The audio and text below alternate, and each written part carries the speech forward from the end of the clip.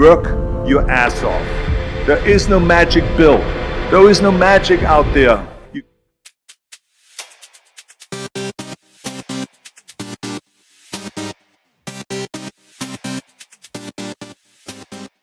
My second rule is never ever think small.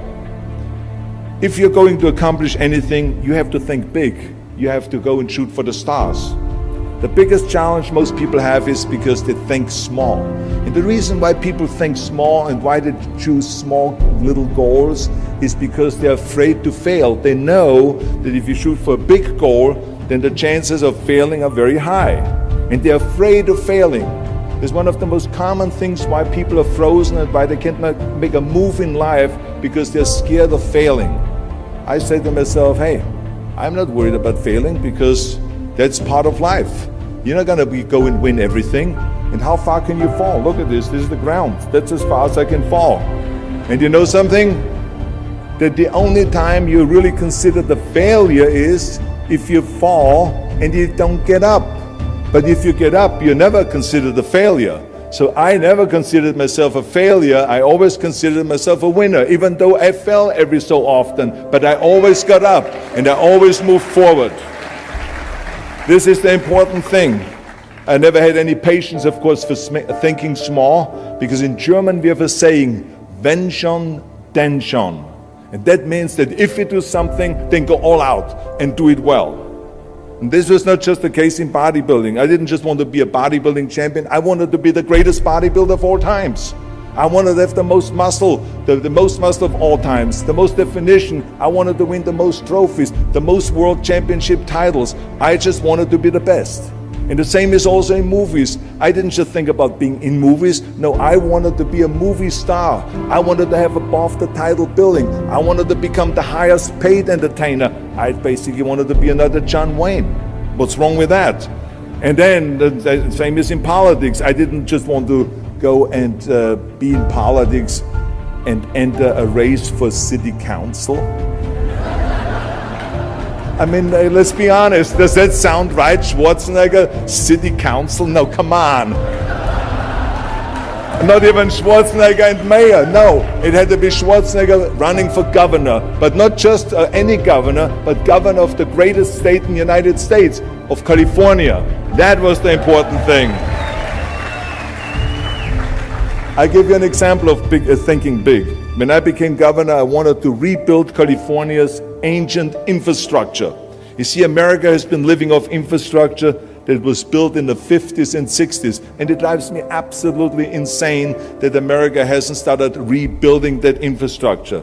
I mean, we haven't invested in new roads or in new transit, or in schools or in energy or anything like that for decades. The number of cars that we have now in America are 4 times as many as we had in the 60s. So therefore, we should be having 4 times as many freeways, 4 times as many tunnels, 4 times as many bridges and all this. But we don't. So this is why I wanted to get our act together and do the upgrading, at least in California. So when I talk about infrastructure, I didn't really want to just fix roads and fix and close some holes on the roads. I wanted to build massive freeways on top of freeways. I wanted to build the first high-speed rail in the United States. I wanted to build more bridges and more tunnels, more on-ramps and off-ramps. I wanted to see literally trains everywhere. Well, there was no excuse for Californians to get stuck in traffic, and there was no excuse really to send your kids in overcrowded classrooms and schools, and there was also no excuse that Los Angeles has a 100-year-old sewage system. That's shitty, I think. At first, of course, some of the legislators looked at me like I was absolutely insane when I told them this vision.